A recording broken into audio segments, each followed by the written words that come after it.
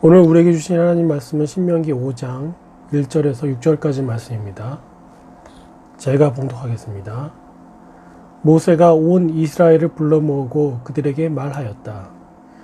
이스라엘 자손 여러분, 내가 오늘 당신들에게 말하는 규례와 법도를 귀담아 듣고 그것을 익히고 지키십시오.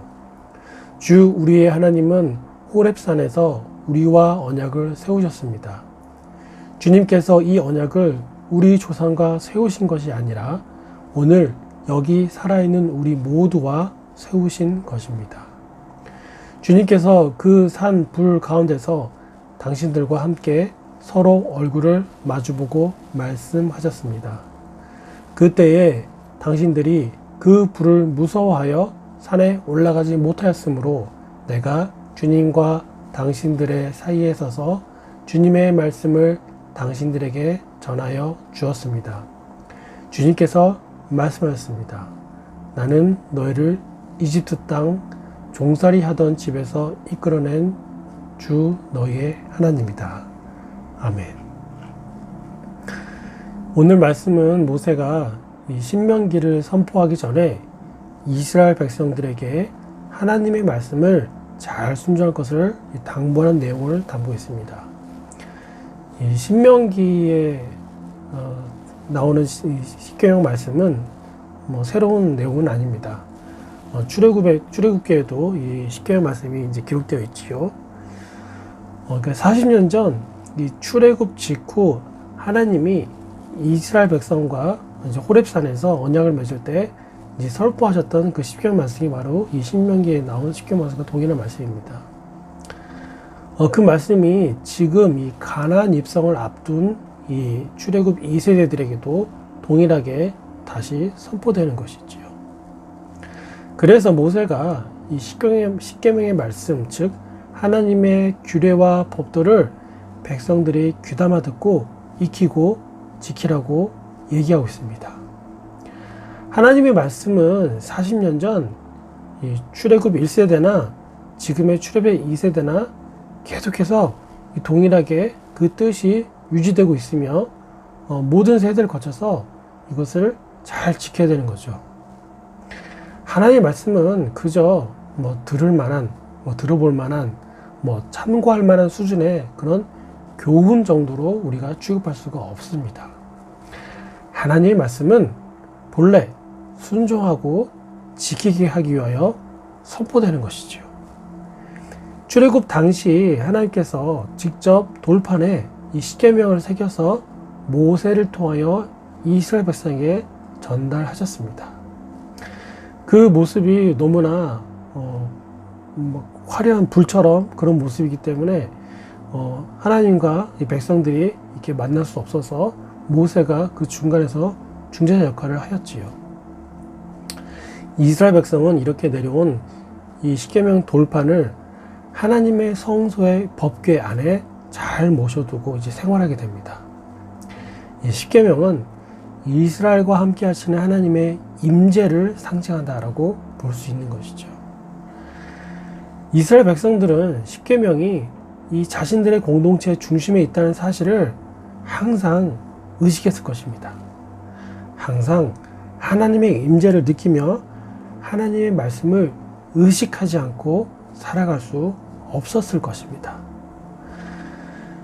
이스라엘 백성들은 이 자신들 공동체 안에 그 성소 안에 이 성막 안에 있는 이 하나님의 말씀의 그 십계명 법궤 그것을 보면서 느끼면서 하나님의 말씀대로 살아야 한다는 걸 의식했으므로 동시에 하나님의 말씀에 의지하지 않고 살아갈 수 없었던 것이죠. 이렇게 십계명 안에는 하나님의 백성들을 향한 그분의 나라를 향한 그런 거룩하고 의롭고 어떤 선하신 뜻이 담겨져 있습니다. 십계명이 출애굽 이후에 주어졌음을 다시 한번 생각해 보십시오.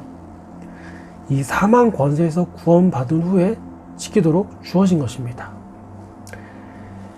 400년간 이스라엘 백성들이 애굽에서 노예 생활을 하였습니다. 근데 그 노예 기간이 너무나 길었기도 하지만은 하나님을 거의 잊어버리고 살았습니다. 그래서 그냥 그렇게 하나님을 잊어버린 백성으로 살 수밖에 없었지만은 하나님께서 은혜를 베푸셔서 그들에게 일방적으로 구원을 선물하셨습니다. 그들이 하나님 말씀에 순종하여서 그렇게 구원을 맛보게 되었지요. 그런데 이제 구체적으로 하나님 나라 백성으로 살아갈 수 있는, 살아가야 할 그런 방법, 그 길이 제시되어야 하는데 바로 그게 하나님 율법 또 십계명이었던 것입니다. 우리가 자주 착각하는 것이 있는데 바로 이처럼 내가 하나님의 말씀을 잘 열심히 그렇게 그 법대로 살아가야지 구원을 유지할 수 있다, 구원을 완전히 이룰 수 있다, 이렇게 생각하는 것입니다. 과거에 이런 착각이 있었습니다. 이 구약시대에는 율법을 지키는 것이 곧 생명을 얻을 수 있는, 영생을 얻을 수 있는 방법이라 생각했었죠. 율법을 지킨다고 해서 생명을 얻는 게 아닙니다. 이 출애굽 당시 그 백성들의 이야기를 제가 방금 말씀드렸지요.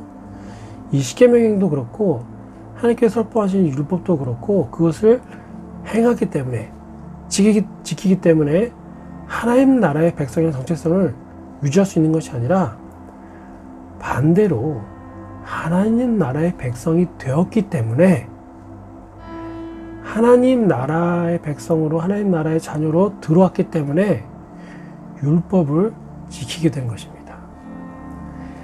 앞서서 말한 것처럼 먼저 율법을 지키기 때문에 생명 얻는다라는 구약시대의 잘못된 생각대로 생각한다면은 하나님께서 출애굽을 인도하시기 전에 모든 이스라엘 백성들에게 먼저 고지를 하셔야죠. 이제 십계명이나 율법 같은 거 설포할 텐데 이것을 먼저 한번 잘 지켜봐. 그래서 내가 너희를 대상자로 뽑을 거야. 그렇게 해서 이제 구원을 받게 될 거야. 홍해도 건너게 될 거야. 나중에 가나안 들어가게 될 거야. 이런 식으로 이제 길을 말씀하셨어야 합니다. 근데 그렇지 않죠. 정반대입니다. 하나님께서 은혜로 이스라엘 백성들에게 출애굽이라는 그런 구원을 베푸셨습니다. 사랑하는 여러분, 신약 시대를 살아가는 우리에게도 이와 동일한 이 진리의 은혜가 있습니다. 예수 그리스도를 통하여 구원이 일방적으로 은혜로 주어졌지요. 그 은혜로 인하여 우리 모두는 하나님께 감사하는 삶을 살아갈 수밖에 없는 것입니다. 항상 이것을 우리가 의식할 수밖에 없는 것이 당연한 것입니다.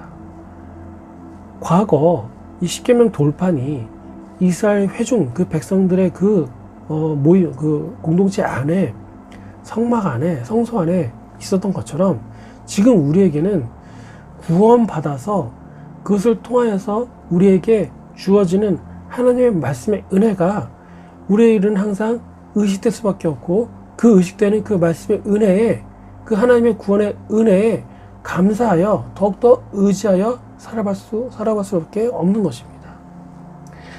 그래서 하나님께 감사하는 마음으로 하나님의 말씀을 하나도 빠뜨리지 아니하고 그 말씀대로 살아가도록 애쓸 수밖에 없게 되는 것이죠. 이런 우리들에게 수천 년 전 선포되었던 십계명 말씀이 동일하게 선포되고 있습니다. 십계명은 구원을 받은 후에 하나님의 백성이 하나님과 언약을 맺은 새로운 백성으로 걸어가야 할 길, 살아가야 할 그 방식을 보여주는 말씀이지요. 십계명은 우리를 얽매고 속박하고 그 명령 안에 가두는 것이 아니라 구원받은 자가 참 자유를 얻은 자가 어떻게 살아가야 할지, 어떤 길을 가야 할지를 하나님께서 친절히 설명하시며 선명하게 보여준 것이라는 말씀입니다. 십계명의 근본은 하나님을 사랑하고 예수를 사랑하는 것입니다. 율법 자체이신 예수님은 이 땅에서 율법의 정신이 무엇임을 친히 보이시며 율법을 완성시키시죠. 예수님이 보이신 율법의 핵심은 사랑이 아니고 대체 무엇이겠습니까? 사랑하는 여러분, 우리 모두가 이 율법의 핵심, 이 십계명의 뜻을 잘 귀담아 듣고 익히고 지키는 우리 모두가 되기를 주님의 이름으로 소망합니다. 기도하겠습니다. 사랑의 주님, 은혜로 저희를 구원하시고 하나님 나라 백성으로 주의 자녀로 살아가는데 지침이 되는 하나님 나라 율법, 십계명 율법을 선포해 주시니 감사드립니다. 주님의 말씀은 십계명은 무엇을 하라, 하지 말라처럼 우리를 속박하고 가두고 억압하는 것이 아니라 구원으로 참 자유를 누리는 그 구원을 얻은 자가 구원을 베풀어 주신 이에게 감사하며 기쁨으로 행해야 할 생명의 길일 것입니다. 이 길을 따라 걸어가며 사랑을 실천하는 기쁨의 삶을 살 수 있도록 우리를 인도해 주시고 능력 베풀어 주시옵소서. 감사드립니다. 예수님의 이름으로 기도드립니다. 아멘.